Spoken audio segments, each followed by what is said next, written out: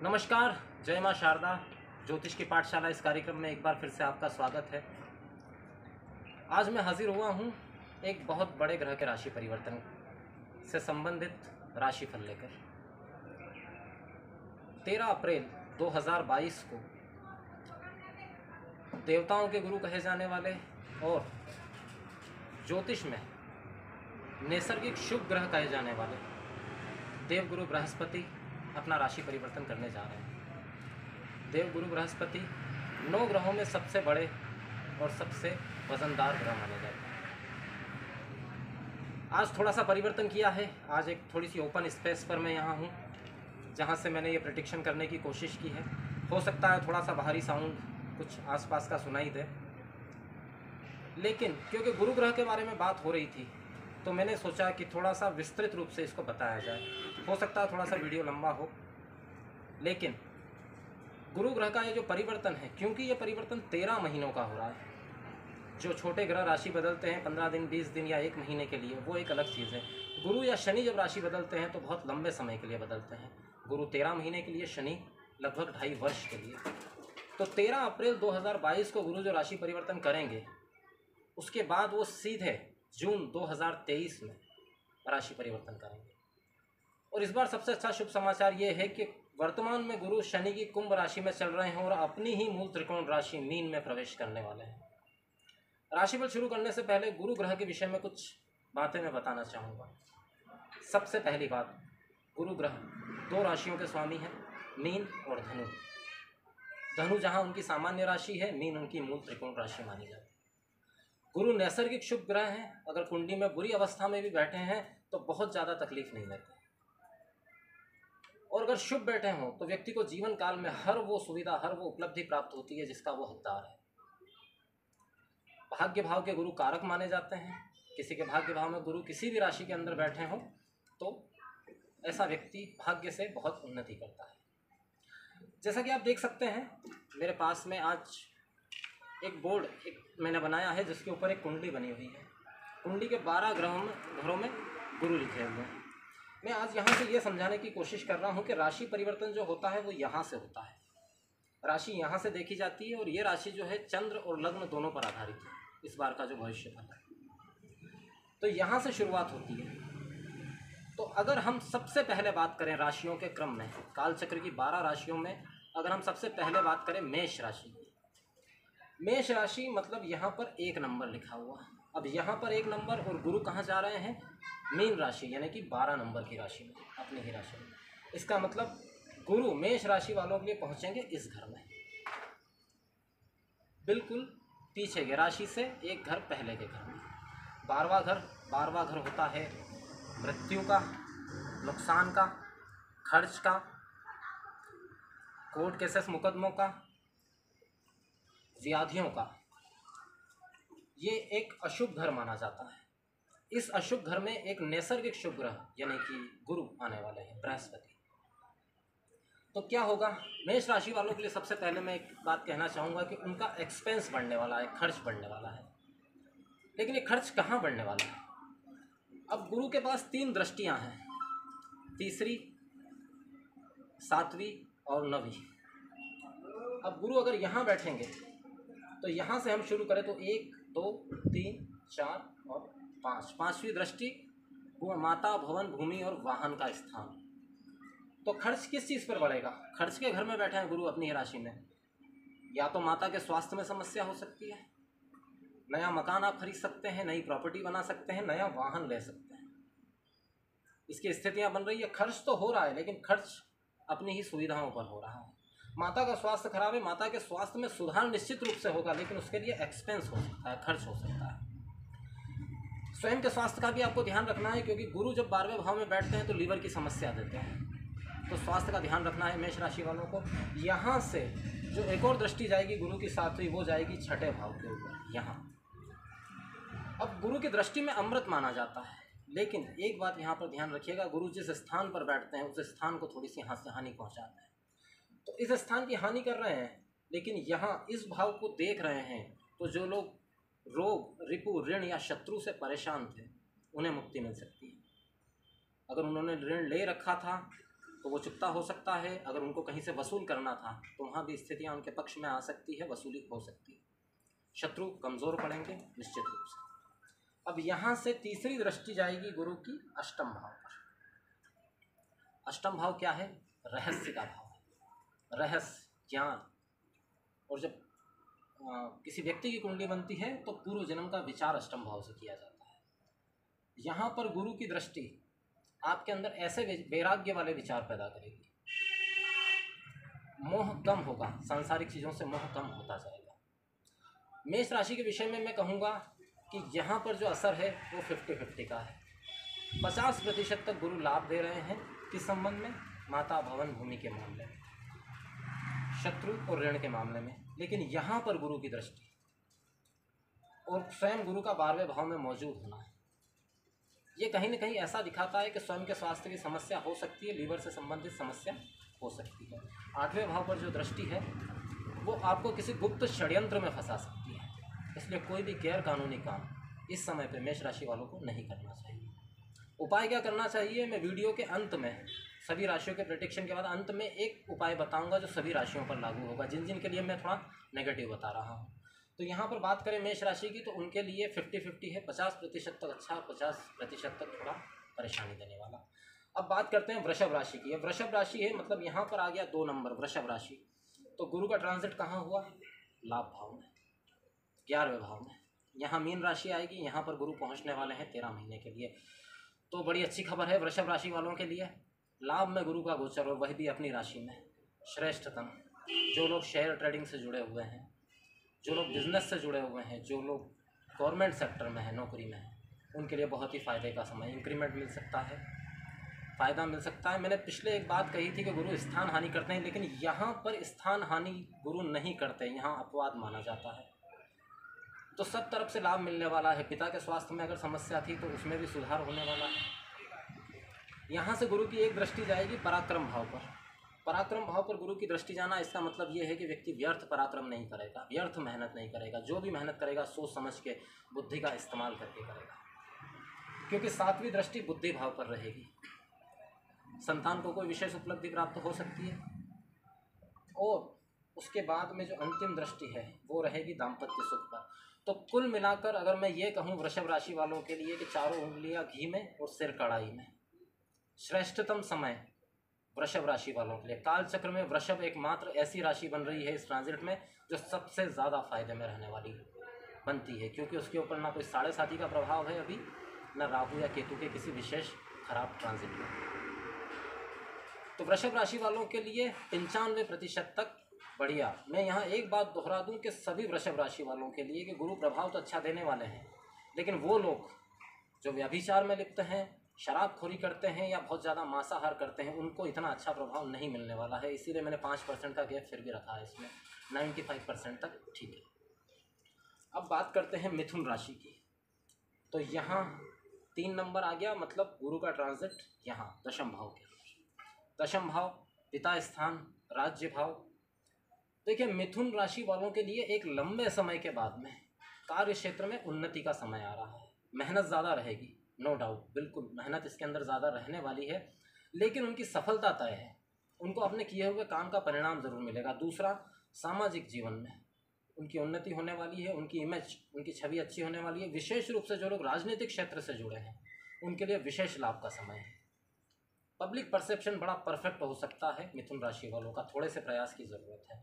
अब यहाँ से गुरु की दृष्टि जाएगी वाणी स्थान पर, तो वाणी बड़ी अच्छी हो जाएगी, मधुर हो जाएगी, लोग प्रभावित होंगे, आकर्षित होंगे इनकी बातचीत से। फिर दृष्टि जाएगी माता, भवन, भूमि स्थान पे, तो माता के स्वास्थ्य में अगर समस्या थी तो वो ठीक हो जाएगी। भवन संबंधित अगर कोई नया घर लेने के प्रयास कर रहे थे तो उसमें सफलता मिल सकती है। नया वाहन लेना चाहते थे तो उसके भी योग बने हुए हैं। और 9वीं दृष्टि जाएगी छठे भाव पर। अब यहाँ छठे भाव पर जो दृष्टि जाएगी उस दृष्टि से स्पेशली मिथुन राशि वालों को रोग से मुक्ति मिल सकती है। अगर थोड़ा सा सही तरीके से प्रयास किया जाए तो रोग से मुक्ति उनको मिल सकती है। मिथुन राशि वालों के लिए 80% तक ये ट्रांजिट जो है वो लाभ का है, लाभ देने वाला है। बात करते हैं कर्क राशि की। अब वृषभ के बाद में कर्क, कर्क मतलब यहाँ पर आ गया 4 नंबर और गुरु का ट्रांजिट हो गया यहाँ पर भाग्य भाव के अंदर, नवा भाव भाग्य का। अब कर्क राशि वालों के लिए तो मैं वही बात दोहराना चाहूँगा जो मैंने वृषभ राशि वालों के लिए कही, क्योंकि एक तो गुरु यहाँ पर कारक भी होते हैं, बहुत बली होते हैं, शक्तिशाली होते हैं, और लग्न पर भी दृष्टि डालेंगे अपनी उच्च राशि में, कर्क में। व्यक्तित्व में विकास होगा। दाम्पत्य जीवन में अगर कुछ कलह चल रहा था, कोई समस्या चल रही थी, तो उसमें सुधार निश्चित रूप से है। शादी ब्याह नहीं हो पा रहे थे, अगर उस संबंधित समस्या चल रही थी तो शादी ब्याह के योग यहाँ पर बहुत अच्छे बनते हैं।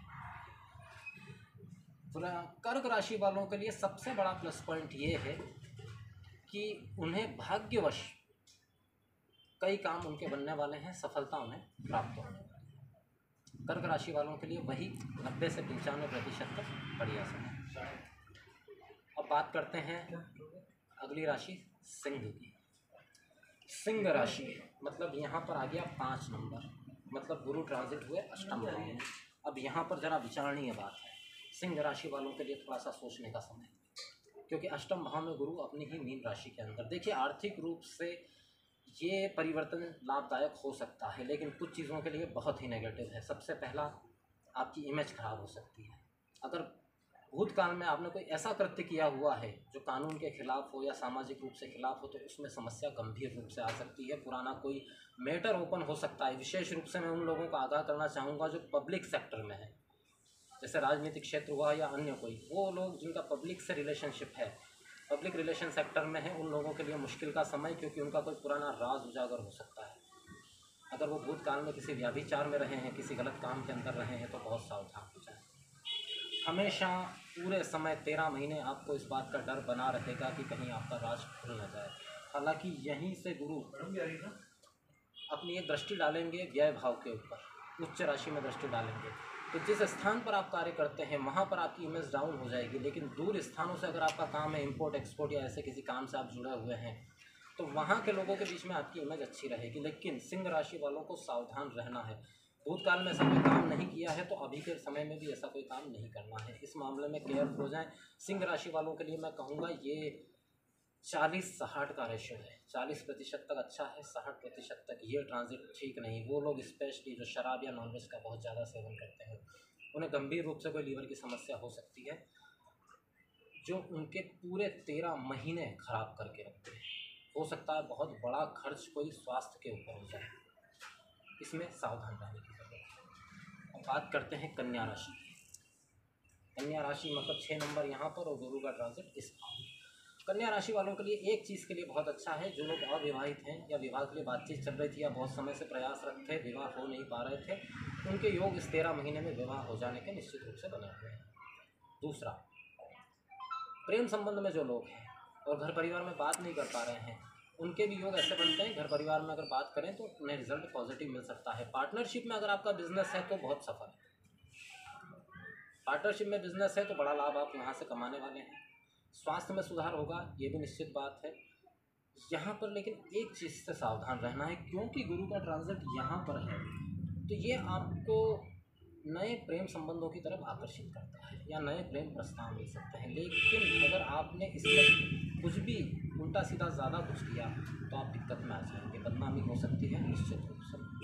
कन्या राशि वालों के लिए 70% तक अच्छा है, 30% तक उनको इस बात का ख्याल रखना है कि वो ज़्यादा व्याभिचार में या बहुत ज़्यादा प्रेम संबंधों में ना पड़े। अब बात करते हैं तुला राशि की। तुला राशि मतलब 7 नंबर यहाँ पर गुरु का ट्रांजिट इस भाव। अब छठा भाव गुरु के लिए कारक नहीं है, हालांकि गुरु स्वयं की राशि में बैठे हैं, लेकिन ये घर कारक नहीं है, ये घर अकारक माना जाता है गुरु के लिए। तो यहाँ एक बेनिफिट ज़रूर देंगे कि अगर आपके ऊपर कोई कर्ज है तो उस कर्ज से आपको मुक्त कर देंगे। लेकिन नुकसान क्या करने वाले हैं? नुकसान यहाँ से ये करने वाले हैं कि आपके नए नए शत्रु बनेंगे, और शत्रु ऐसे नहीं कि कोई चलते फिरते शत्रु, बुद्धिमान लोग आपके शत्रु हो जाएंगे, ज्ञानी लोग। किसी परम मित्र के साथ में कोई ऐसा विवाद हो जाए जो आपके बहुत सारे राज जानता है, वो आपको बहुत बड़ी तकलीफ में डाल सकता है। यहाँ से गुरु का जाना, हालांकि आप अंत में विजय होंगे ये भी निश्चित है, क्योंकि गुरु स्वयं की राशि में है, लेकिन समय आपको तनावग्रस्त करके रखेगा। तुला राशि वैसे भी शुक्र की राशि है, और गुरु और शुक्र जो है वो नैसर्गिक मित्र नहीं है, तो थोड़ा सा यहाँ सावधान रहने की ज़रूरत है तुला राशि। अब बात करते हैं वृश्चिक राशि की। वृश्चिक राशि मतलब 8 नंबर यहाँ पर मतलब गुरु का ट्रांजिट यहाँ। पंचम भाव में गुरु कारक माने जाते हैं, लाभ भाव पर दृष्टि डालते हैं, लाभ की मात्रा बढ़ेगी। अगर आप बिजनेस में हैं तो बहुत ज़्यादा बढ़ेगी। नौकरी पेशा में है तो आपका प्रमोशन हो सकता है। प्रेम संबंधों में प्रगाढ़ता आएगी। दाम्पत्य जीवन में सुख बढ़ेगा। संतान संबंधित अगर कोई समस्या चल रही थी तो उसका निराकरण होगा। दोनों स्थितियों में अगर संतान है और वो ठीक से एजुकेशन नहीं ले रही है या और कोई समस्या चल रही है तो वहाँ सुधार होगा। अगर संतान नहीं है तो इस समय पे गर्भाधान होने की, संतान प्राप्ति की इन 13 महीनों के अंदर बहुत प्रबल संभावना बनी हुई है। वृश्चिक राशि के लिए बहुत हद तक बेहतर है। अब बात करते हैं धनु राशि की। धनु राशि मतलब 9 नंबर यहाँ पर और गुरु का ट्रांजिट इस भाव में। माता, भवन, भूमि, वाहन के स्थान पर गुरु का ट्रांजिट। और धनु राशि के स्वामी भी माने जाते हैं गुरु। 2 राशियाँ हैं गुरु की, एक धनु और एक मीन। तो धनु राशि के स्वामी होकर मीन राशि में चौथे भाव के अंदर बैठे हुए हैं। सिर्फ एक प्रॉब्लम जो है वो ग्रह कलह की।